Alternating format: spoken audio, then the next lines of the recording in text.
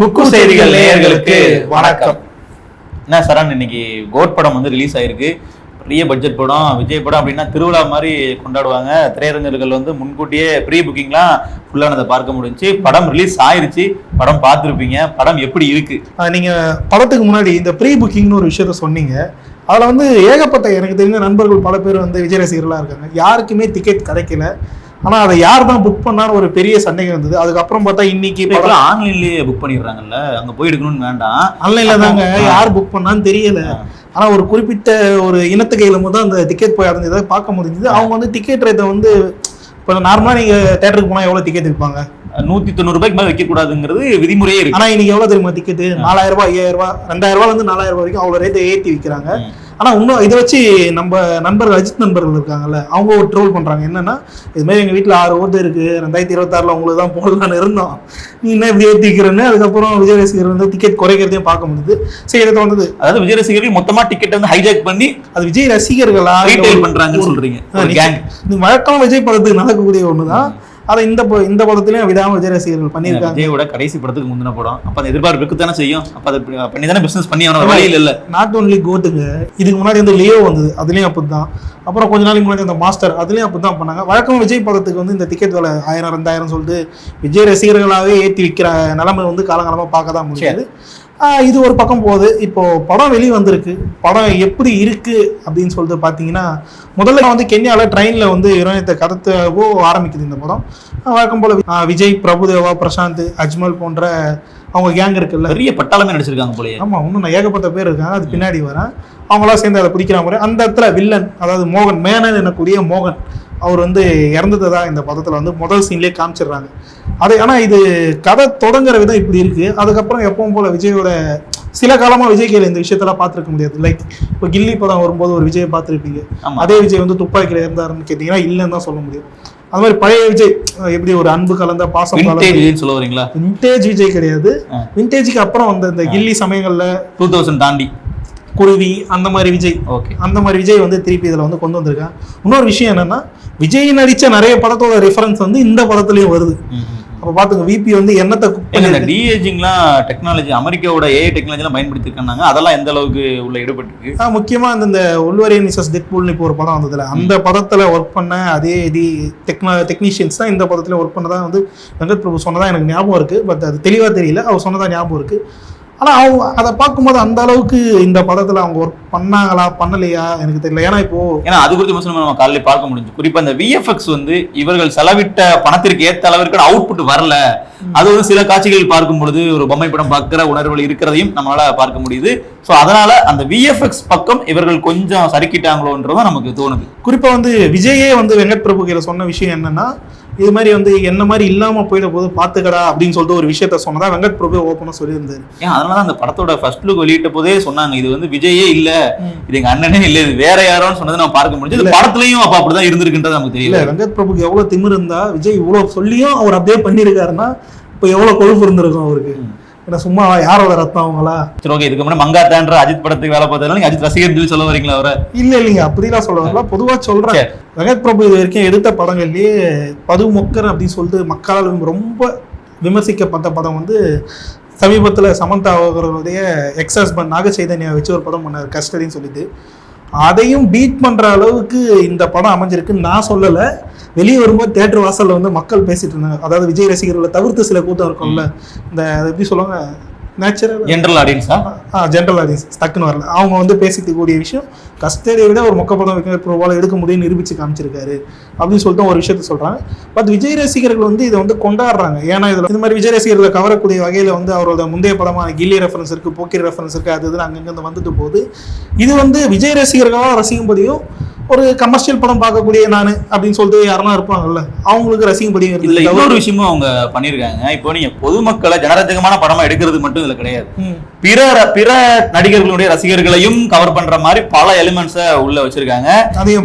ரஜினியினுடைய படையப்பா பிஜிஎம்ல இருந்து மங்காத்தா பிஜிஎம் உள்ள போட்டிருக்காங்க. இது எல்லாமே அந்தந்த நடிகர்களுடைய ரசிகர்களை டார்கெட் பண்ணி பண்ண விஷயம் தான். எலெக்ஷன் சாரி தேர்தலுக்கு நிக்கிறதா வந்துட்டாரு இல்ல பண்ணி தானே. நிச்சயமா அதை வந்து நீங்க தேர்தலுக்கான ஒரு யுக்தியை நீங்க எடுத்துக்கிட்டாலும் இது சினிமாவுக்குமே ஒரு மிகப்பெரிய யுக்தியா இருக்கு. காரணம், இது மாதிரி போடும்போது அந்த தியேட்டர்ல ஒரு அஜித் ரசிகரே இருந்தாலும் அவர் இந்த படம் வெற்றி அடையணும் அப்படிங்கறத கண்டிப்பா நினைப்பாரு. ஏன்னா அவருடைய பிடித்த நடிகர்களுடைய படத்தினுடைய பிஜிஎம் யூஸ் பண்ணியிருக்காங்க. அப்ப அதை பார்க்கும்போது அவரையும் அறியாமல் அவர்கள் எழுந்து விசில் அடிக்கக்கூடிய விஷயம் நம்ம பார்க்க முடியுது. அப்ப என்ன விஷயம்னா இது எல்லாமே பிளான் பண்ணி ப்ரீ பிளான் பண்ணி பக்காவா எக்ஸிக்யூட் பண்ணியிருக்காங்க. இதுல இன்னொரு விஷயம், இங்க நடக்கக்கூடிய அந்த ஃபேன் வார் அப்படிங்கிறது விஜய், அஜித், சூர்யா இவர்களுக்குள்ளதான் இருக்கும். சூர்யாவையும் சாந்தப்படுத்துற மாதிரி கங்குவா போஸ்டரை வந்து ஒரு போன் வால்பேப்பரா உள்ள காட்டியிருக்காங்க. அப்ப அவருடைய ரசிகர்களும் இந்த படத்தை கொண்டாடுவதற்கான ஒரு காரணத்தை வெங்கட் பிரபு அவர்கள் ஏற்படுத்தி கொடுத்திருக்காரு. இவங்களாம் பெரிய ஆக்டர், இவங்கெல்லாம் கொண்டாடுறது ஓகே. சிவகார்த்திகேயன் கேமியோ ரோல் பாத்தீங்களா? ஆமா, அதுதான் வந்து மோஸ்ட்லி அன்எக்ஸ்பெக்டடான ஒரு ட்விஸ்டா இருக்கும்னு நினைக்கிறேன். அது வந்து சஸ்பென்ஸா வச்சிருந்தாங்க. சஸ்பென்ஸா வச்சிருந்தது ஒன்றும், அது வந்து இப்ப இருக்கக்கூடிய சிவாவா, இப்ப இவ்வளவு பெரிய ஆக்டர் ஆயிட்டாரு, அந்த சிவாவா அவரை பார்க்க முடியல. ஆரம்ப காலத்துல இந்த 3ல வரும்போது, மெரினால வரும்போது ஒரு ஆக்டிங் பண்ணியிருப்பார்ல, அந்த மாதிரி சிவாவா தான் பார்க்க முடிஞ்சு. இப்ப விஜய் எதிர்க்க ஒரு சிவகார்த்திகேயன் நிற்கும் போது பழைய காலத்து சிவாவையும் பார்க்க முடிஞ்சு. அதுக்கப்புறம் லாஸ்டா அவர் சொல்லக்கூடிய டைலாக் நான் பாத்துக்கிறேன் அப்படின்ற விஷயம்லாம் வந்து. ஆனா இதுல நீங்க இன்னொன்னு கவனிக்கணுங்க, சிவகார்த்திகேயன் காட்டியிருக்கிறது ஒண்ணு, ஆனா அடுத்த தளபதி யார் தெரியுமா உங்களுக்கு?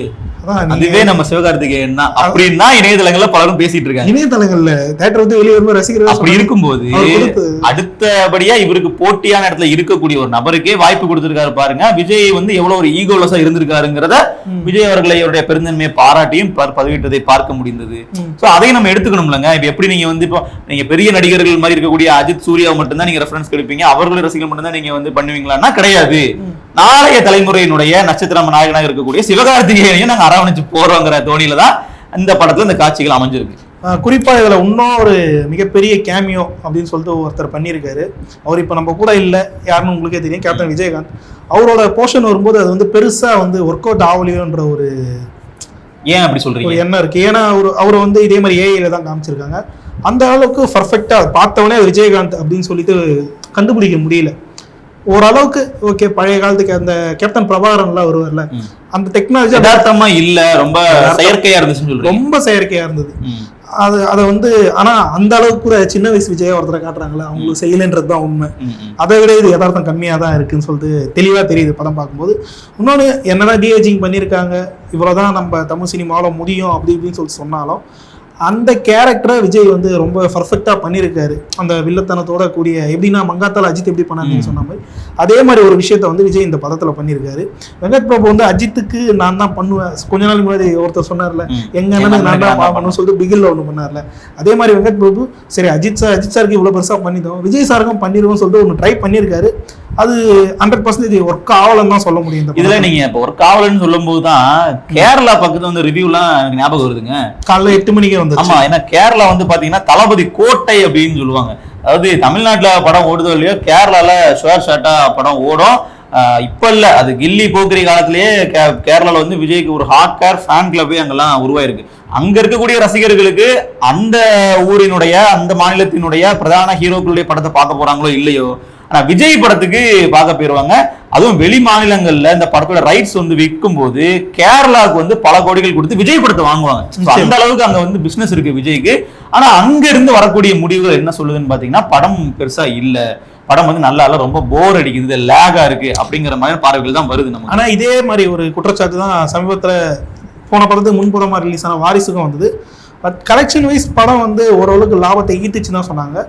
அதே மாதிரி தான் இந்த படத்தோட ப்ரொடியூசர் அர்ச்சனா கல்பாத்தி என்ன சொல்றோம், படம் ரிலீஸ் ஆகிறதுக்கு முன்னாடியே சொல்லிட்டாங்க, நாங்க போட்ட அமௌண்ட் வந்துருச்சு, இதுக்கப்புறம் வரப்போறது எல்லாமே எங்களுக்கு வந்து லாபம் தான் அப்படின்னு சொல்லி விஷயத்த பண்ணி. ப்ரொடியூசருக்கு லாபம் வந்தா போதாதுங்க, அந்த டிஸ்ட்ரிபியூட்டருக்கு தியேட்டர் ஓனருக்கு லாபம் வரணுங்க.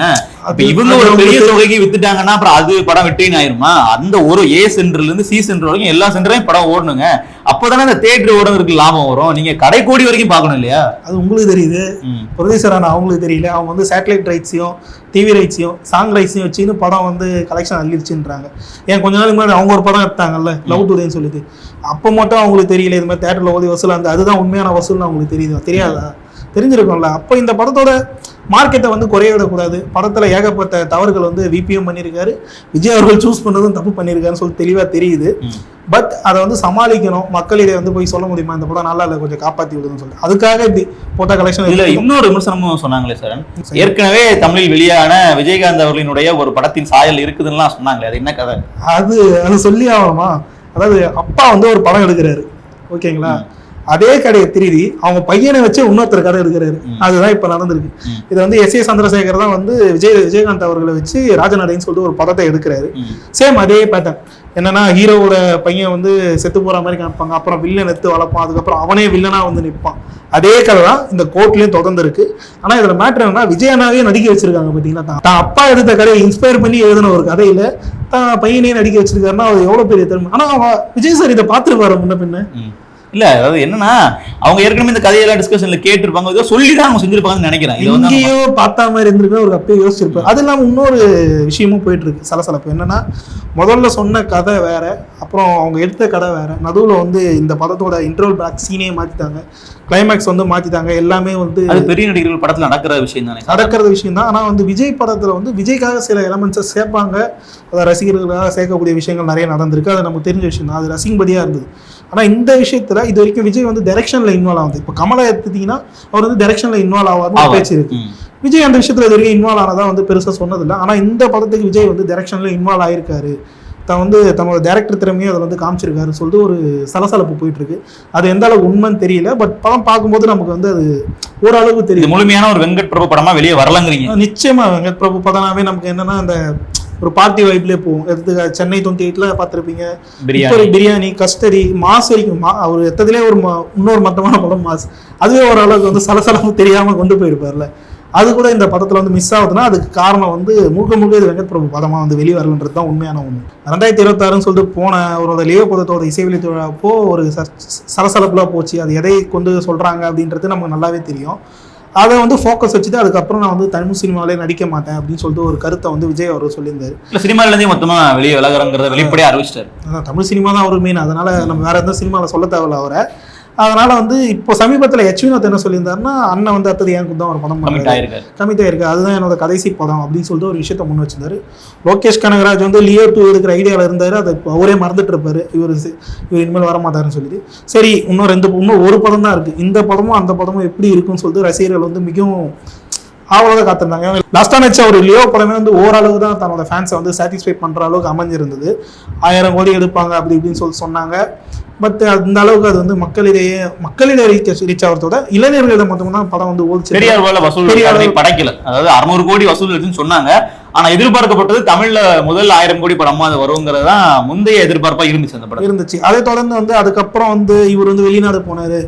அந்த சயின்ஸ் ஃபிக்ஷன் மூவி அப்படிலாம் சொல்லிட்டு ஒரு விஷயம் வெளியே வந்தோன்னே ஓகே விஜய் வந்து சயின்ஸ் ஃபிக்ஷன் மூவியில் நடிக்கிறாரு, ஃபர்ஸ்ட் டைம் நடிக்கிறாரு, இது வந்து எப்படி இருக்கும் அப்படின்னு சொல்லிட்டு மக்கள் இதை வந்து பெரும் எதிர்பார்ப்பை பார்க்க முடியுது.